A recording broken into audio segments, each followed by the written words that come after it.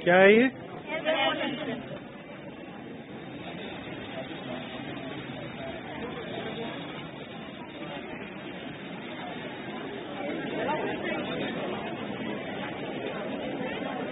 देखते रहो।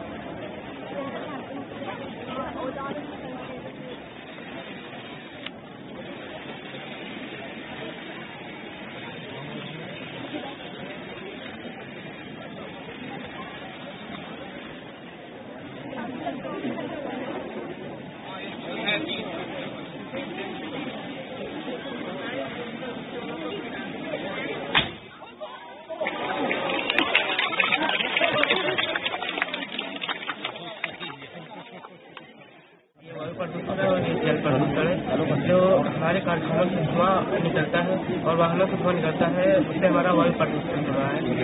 और इसे रोकने के लिए चिमनियाँ ऊंची की जाए और इसमें धुआं अवक्षेपक यंत्र लगाए जाए और जहाँ तक हो सके तो इसमें सौर ऊर्जा का इस्तेमाल किया जाए।